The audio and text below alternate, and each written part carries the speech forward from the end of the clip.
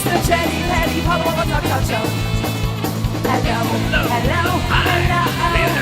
It's the Chatty, Patty, Paula Walla Talk Show. We will talk about the things that mean so much to you, like going to a restaurant or hanging at the zoo. Clothes and sports and funny news, crafts and travel too. Nothing ever scripted, so expect the unexpected. Hello, hello, hello. It's the Chatty, Patty, Paula Walla Talk Show. It's the Chatty, Patty, Paula Walla Talk Show. It's the Chatty, Patty, Paula Walla Talk Show. Welcome to Detroit Songster Secrets. I'm Chatty Patty. I'm Paula Walla. Our guest today is Ricky Rat. Woo! All the way from the east side. That's right. Hello. Hey, welcome, Ricky. Thanks for having me. So you were like my first choice. I want you to know that. Thank you. And I appreciate it. I just think you're a Detroit institution. Well, You've been doing this for a long time. Well, thank you for that. Institution's a good word. Should be institutionalized. Anyway, so we're gonna focus on two songs today. Yep. What's the first song you're gonna do? First song we do is a new song. So it's going to be a new single. Might as well just say it right out of the gate.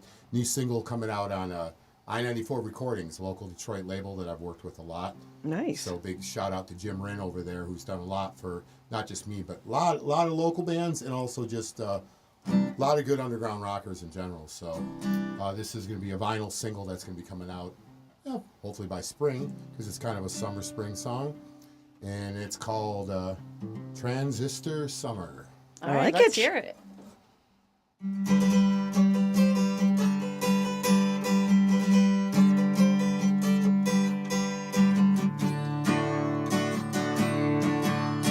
Transistor radio plays on in my mind. Transistor Summer plays on. I see April standing there. Yesterday's sunshine in her hair. My yellow Schwinn spins round and round. Dad and I on a muggy night. Tigers winning red bake light. Through the back porch screen, smelling those musty sounds.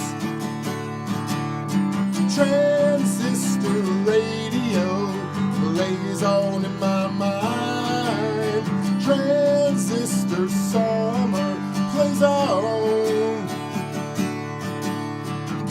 Big 8 melodies in my head. Taste of Fago, it's all red. Carry my joy on the go as a robe. Kiss cards, frozen cokes. Mad Magazine, silly jokes. Time always moved so fun and slow. Transistor radio plays on in my mind. Transistor Summer plays on. Transistor radio plays on in my mind. Transistor Summer plays on in my mind. In that Detroit summertime.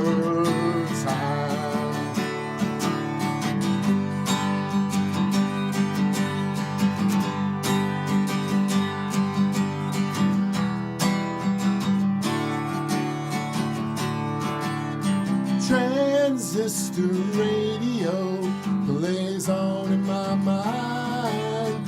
Transistor Summer plays on.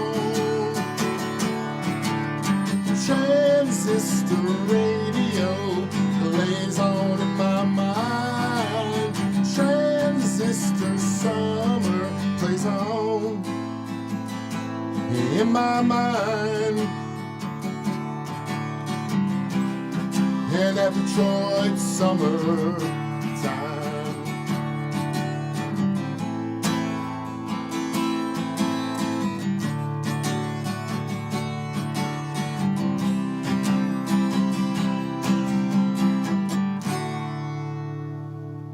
I love that. Right. Oh, thank you. you. It was really taking me back to like a hot summer night, like the Tigers playing, mosquitoes Yes. biting. Took me back Yep. in time for sure. It was Yeah. definitely, I was, had an idea when I was writing a song about summer of our youth, For anyone that grew up here in the Detroit area, obviously there's a lot of references to that. Fago. Yep, Fago.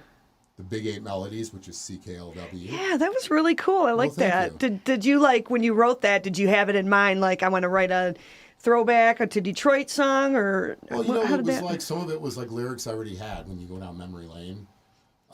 Like the first line too, when I'm talking about see April standing there. That was my first, first grade, second grade crush. So going way back, and this is like little kid stuff, not even teenager stuff, like. Yeah, sitting with my dad listening to the Detroit Tigers on the transistor radio and all that. So it was just almost just like writing memories down, kind of, and it comes, like comes that. together as a song. I might steal that idea. No, it was a great song, but I really liked the beginning. The intro was Right. really pretty. Oh, thank you. Yeah, obviously the recorded version where it's, electric and there's, more of those kind of things happening. Yeah, yeah. This is the stripped down version, But it's all about the song. Yeah. That's why we do this. So Yeah. what was your inspiration behind that song? Like I said, really just going back, like, I guess maybe older we get more nostalgic, maybe. Because, when you're like 20, you're not really nostalgic for things yet. So you get older and then you still, things that impacted you when you're young stay with you. And so it's almost like the feeling, the emotion, all that is still there. And I think, like, everybody has those memories. So everyone, whatever they wrote, if you were a songwriter or you're just a writer, your story would be different, but it would still be like unique to you.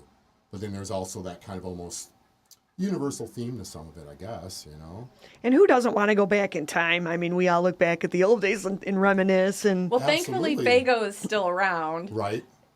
who doesn't want to be 30 years younger, right? That's right. Well, again, that And you can be. you can't go wrong with that innocence, right? When everyone says as we get older, oh, the easy days, whatever. But it's true. I mean, I'm fortunate enough that I had a good childhood. That I have Yeah. no complaints. No problems with my parents and my friends. And again, those carefree days of the era we grew up in. I was a little kid in the 70s. Like the song. Kind of Were you writing implies. songs then? No, but I started trying to early on because I got so into music early on that it's almost like, Kiss was the band that did it for me. First, it was just AM pop radio in the 70s. Loved it, just catchy sing-along songs. Then Kiss to a little, especially a boy in the 70s, it was like superheroes too. And as soon as I got into Kiss, at like 8, 9 years old, it's weird. I knew I'm like, that's what I want to be. I want to be a rock and roller, I need a rock guitar. star, or an entertainer. Just because that's the one thing, if nothing else, I learned from Kiss was go out and put on a show and just entertain. And it changed everything right away. Like sports, everything else, nothing else really mattered after that, So when did you first pick up the guitar? That wasn't until, other than, I had a no-name guitar when I was like 10 or 11, but you just kind of bang on it. First took lessons when I was 13 and started playing clubs when I was 16. So it's been a long time now. 20 years. Yeah, well, Yeah. Back in the year 2001, So what was the name of your first band? Do you remember? Well, Because our it's first fake band, which was fake band. me and Troy, which is one of the drummers of Trash Brats. We grew up together across the street. And I just posted some pictures the other day because it was Troy's birthday of us trying to play like a crappy drum set and electric guitar. We call ourselves Golden Ace. I like that. Because we just thought it sounded glam rock, and everything Yeah. else. I think at first we were going to call it Ace. Then we found out there was a band called Ace. They had that song, How Long Has This Been Going On, or whatever. But first real band was me and Brian, who later we did Trash Brats. We had our first band we played in bars was called Asylum. We were 16 years old, playing high school nights. That's Luckily, so we had fun. parents that let us do it, Now, where did you grow up?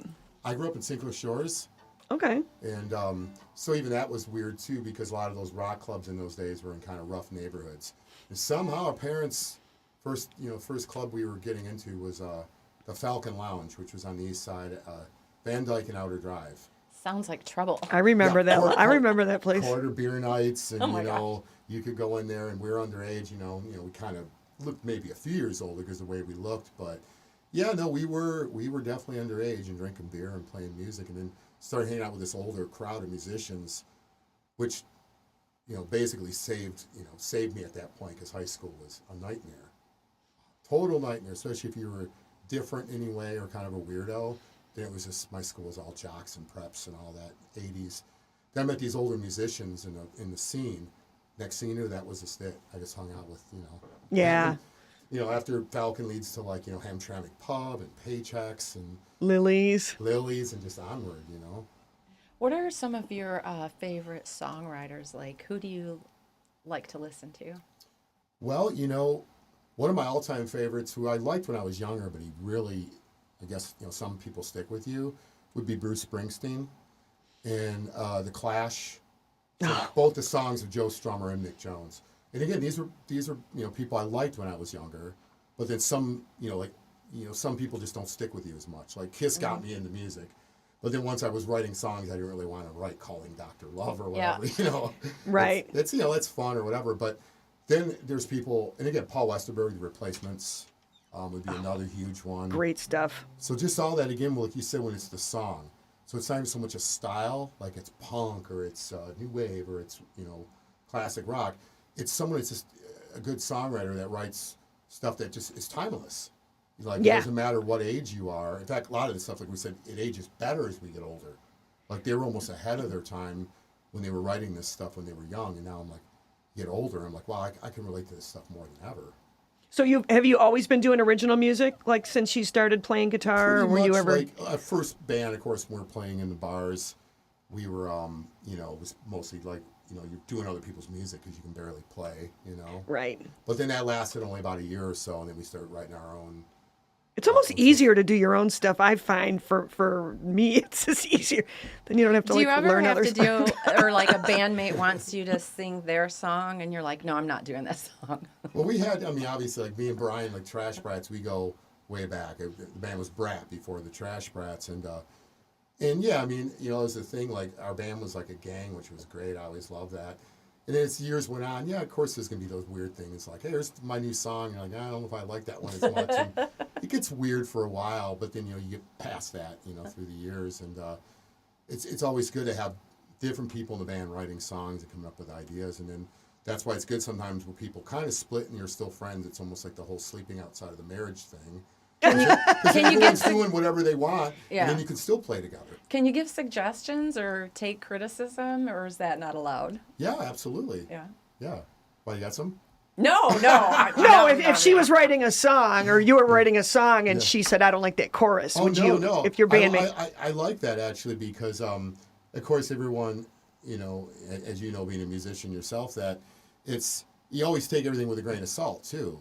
Like as to what just somebody who is kind of whatever, and screw you. Oh, this isn't good. What do you know? Then there's someone else that you really respect their opinion. Yeah. And they're like, yeah, I think that part should be shorter, or no offense, you do that. Absolutely. I think people should, as songwriters, should be open to that because you're only going to get better as a songwriter if you stay open to it, rather than just ego-driven. Like, oh no, this is perfect. well, and look at like the big rock stars, like in the studios with the big producers. I'm sure they're getting a lot of, hints. Oh, you got to do this. The producer's going to tell you what to do. So, like, yeah, I couldn't even imagine what that's like. I always wondered because even like the Trash Brats, all the success we had, we never were close to even signing with a major label, really. So we never really went through that.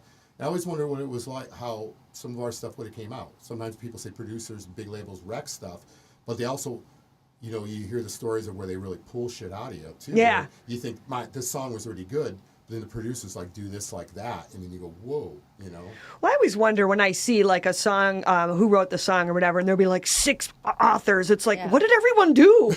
Like, did you write one line and you wrote another? I mean, I don't know. I think, doesn't it kind of come with 1 or 2 people, Lennon, McCartney, Yeah, again, it's a lot of trust, too, who, you're working with, obviously, Yeah. Because that way you're trusting someone that's going to sit there, you play them the song, and then they're going to sit there and go, we can do this or that with it. Well, take us through your process of writing a song. Are you Chorus first? Quiet in a room, or are you in a loud space? Where does it hit you? Quiet. Even going back again to Trash Brats in old days, me and I guess I'm speaking for Brian too, we mostly always wrote on acoustics anyways. They're just like your electric unplugged on a couch.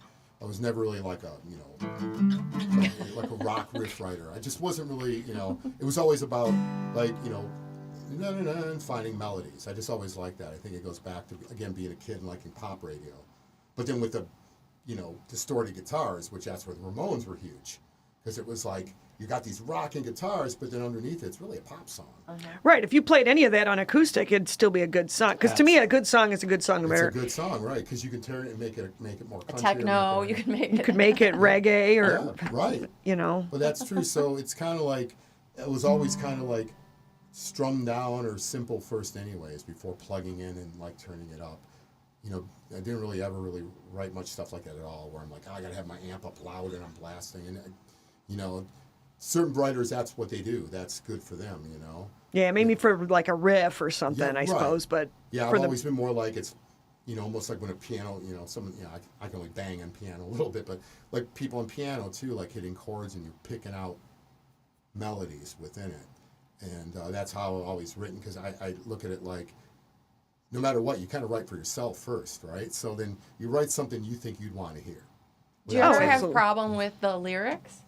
Yeah, of course. I mean, I think a lot of songwriters will say that. So sometimes you might have a bunch and then you fit it to the music, or it's more like you have the melody in music and you just know it's blah, blah, blah, blah, blah, that thing. And then you might go through your notes and go, oh, this might fit, and you build it that way. So I don't have any one method that, I wish it was that easy. Like, I'm going to call the muse out today and write these songs, but it's always different. So it's, sometimes, it's just staring at a bunch of lyrics I have and trying to write to that, or vice versa, melody, some music, and then I look at my little notes and stuff and try to make it What do you do if you're driving down the street and you get inspired and you get something in your head? Do you like pull over and write it down? Because I've been in that position. It's like, I have a pad of paper and a pen, and now with voice memos on phone. Yes. In fact, the chorus of the song I just did, my new single, the Transistor Summer, that melody came to me while driving. No chords, nothing. Wow. I was driving down 75 or 94. I'm like, transistor radio, no guitar, and I'm like driving. I'm like, okay, I gotta pay attention here. And I put my voice memo on and sang it into the voice memo while I was driving. You get in an accident. Well, officer, I had a song in my head, Yeah. Note to self. As long as I get that radio. crash in there, we can maybe work it into the song. But we both know that once you get a melody in your head, even if you don't say it, it don't go away. Sometimes stuff escapes, right? Like waking up out of a dream or something where you have like, oh, I wrote this. I better write that down. Well, I'll remember it. And then later on, you're like, what was that I had? Yeah, dreams go away quick, but yeah, I know. I wake up with songs in my head sometimes, and it's like, get the guitar, write it down, sing it. Well, why don't you tell us about your second song? Yes. Okay, my second song was from my last solo album. It's just called Ghosts of Isolation, which also came out on I-94 Recordings. And this is a song, speaking about writing songs, this one lingered forever. I wrote this song back in like 1988 or so. Oh, wow. Yeah, about a girlfriend at that time, like after we had broken up. Was it April? Wasn't April. Wasn't April. This one just lingered where I was trying to do it different ways, maybe more rock, more this. And I always liked the lyrics and the music and stuff. It's just one of those things that just lingered and lingered and lingered. And finally, in my last record, which came out a couple years ago, I finally did a version of it. So it took good. a while. And it's called Bottom of My Heart. Nice.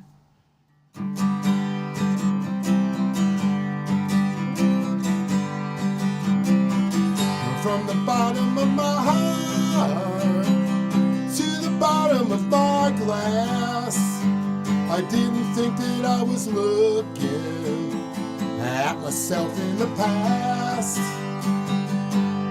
When I was looking, saw your face there at last.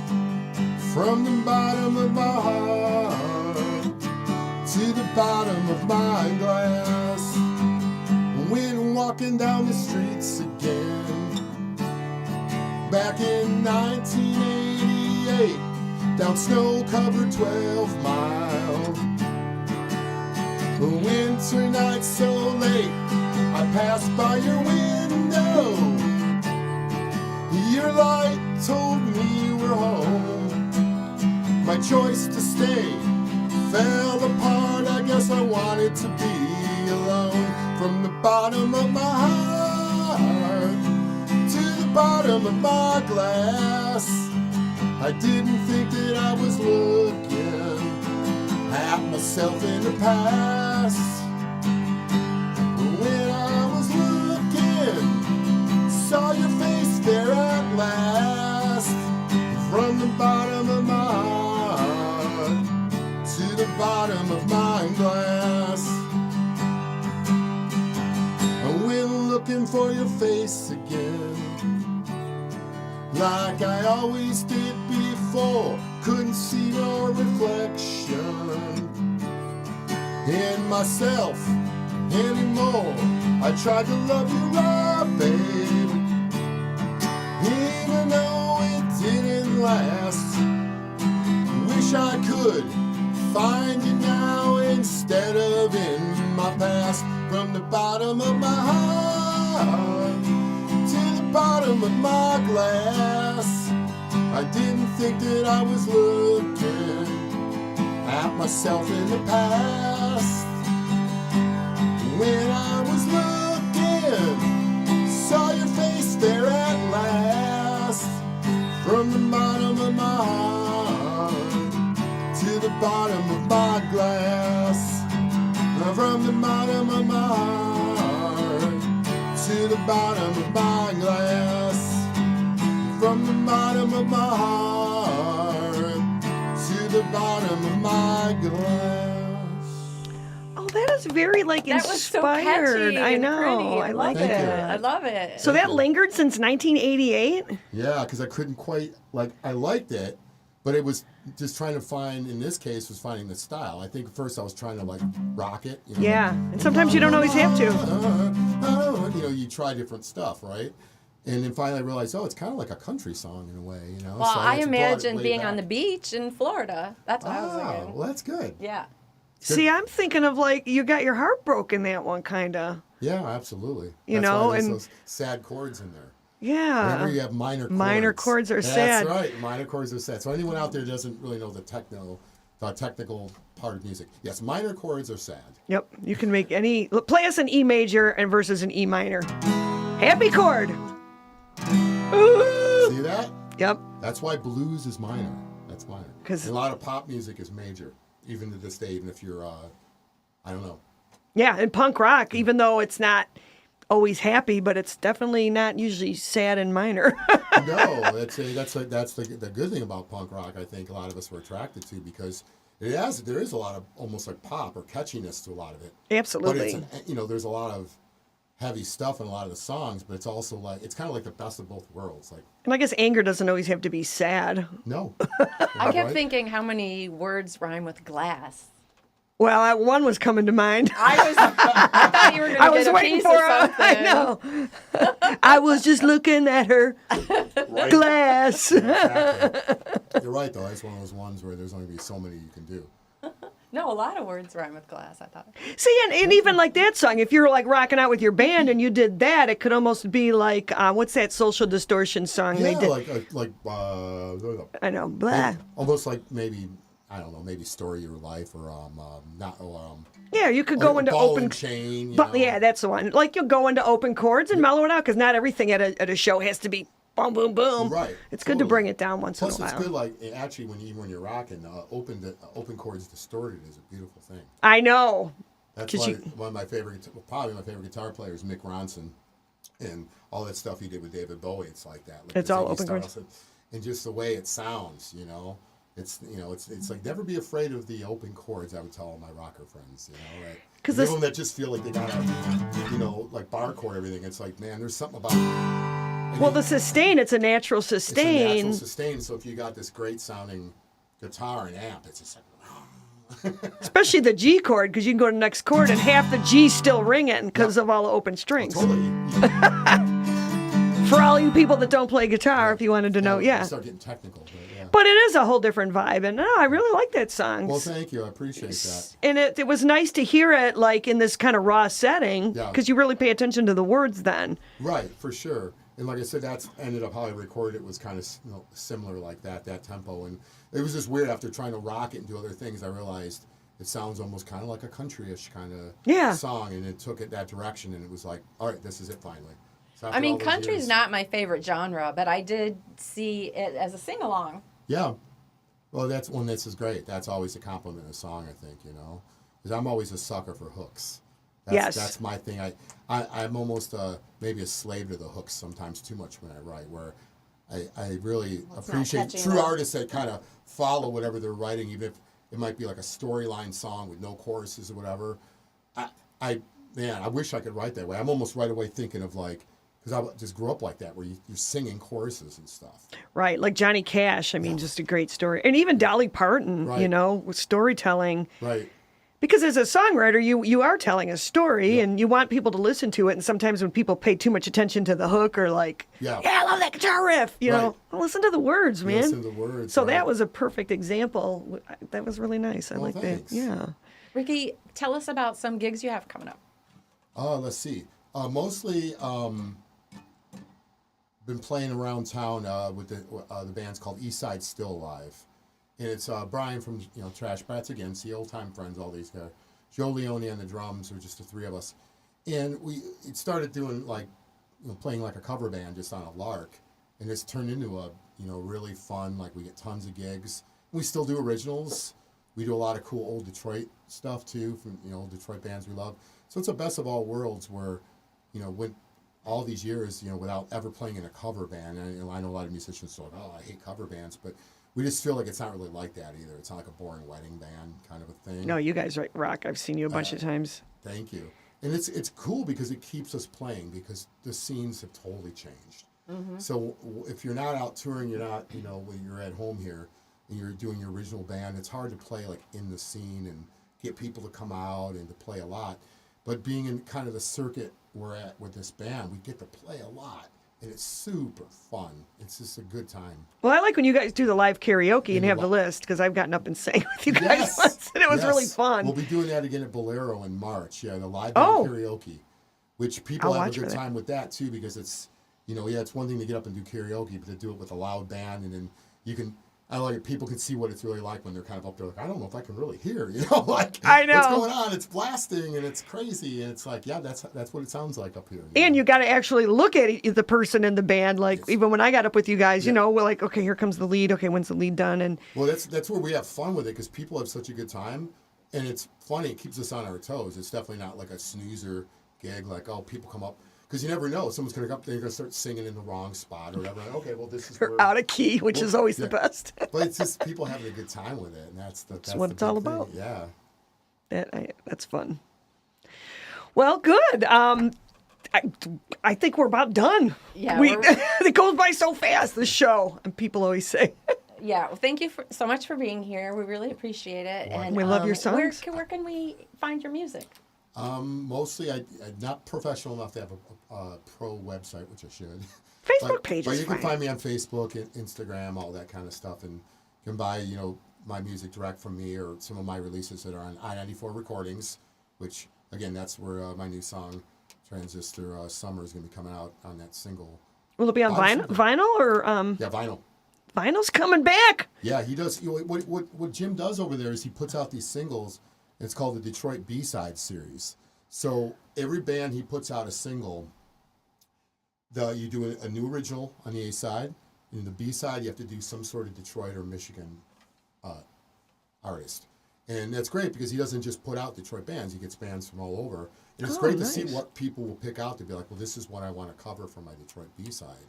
So it's a really cool series. For the I like singles. that. Wow. All right, well, thanks a lot, Ricky. It's been great having you. And thanks again for watching another episode of the Chatty Patty. Paula Walla, Talk Show. Woo!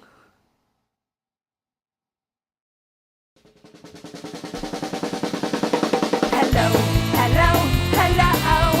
It's the Chatty Patty Paula Walla Talk Show. Hello, hello, hello. It's the Chatty Patty Paula Walla Talk We Show. will talk about the things that mean so much to you, like going to a restaurant or hanging at the zoo, clothes and sports and funny news, crafts and travel too. Nothing ever scripted, so expect the unexpected. Hello, hello, hello. It's the Chatty Patty Paula Walla Talk Show. It's the Chatty Patty Paula Walla Talk Show. It's the Chatty